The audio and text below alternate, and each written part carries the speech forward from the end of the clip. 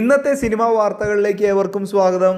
നമ്മുടെ സ്വന്തം ലാലേട്ടന് മലയാളത്തിന്റെ മോഹൻലാൽ എന്ന ടാഗ് ലൈൻ സമ്മാനിച്ച മലൈക്കോട്ടെ വാലിബൻ എന്ന സിനിമ ജപ്പാനിൽ റിലീസിനൊരുങ്ങുന്നു. ചിത്രത്തിന്റെ സംവിധായകൻ ലിജോ ജോസ് പല്ലിശ്ശേരി തന്നെയാണ് ചിത്രത്തെക്കുറിച്ചുള്ള ഈ വാർത്ത ഫേസ്ബുക്കിലൂടെ പങ്കുവച്ചത്. ജനുവരി മാസം 17-ാം തീയതിയാണ് സിനിമ ജപ്പാനിൽ റിലീസ് ചെയ്യുന്നത്.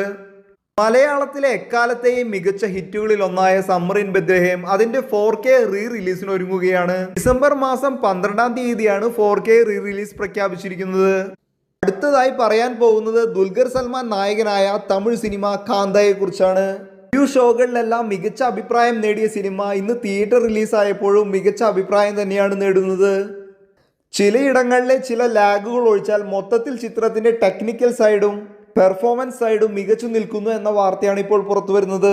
ഇരിക്കാം കാന്ത നേടുന്ന പുതിയ റെക്കോർഡുകൾക്കായി.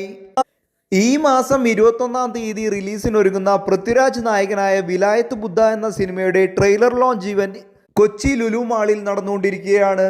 അധികം വൈകാതെ തന്നെ ചിത്രത്തിന്റെ ട്രെയിലർ യൂട്യൂബിലും മറ്റും റിലീസ് ചെയ്യുന്നതാണ്. ഫാർമ എന്ന നിവിൻ പോളി നായകനായ ഹോട്ട്സ്റ്റാർ സ്പെഷ്യൽ സീരീസ് റിലീസിനോട് അടുക്കുകയാണ്. നവംബർ മാസത്തിലോ ഡിസംബർ മാസത്തിലോ സീരീസിന്റെ റിലീസ് ഉണ്ടാകും എന്നാണ് ഇപ്പോൾ നാം അറിയുന്നത്.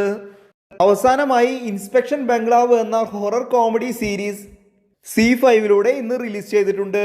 ഇപ്പോൾ മറ്റു വാർത്തകൾക്കും സിനിമാ വിശേഷങ്ങൾക്കുമായി ഈ ചാനൽ തീർച്ചയായും സബ്സ്ക്രൈബ് ചെയ്യുക.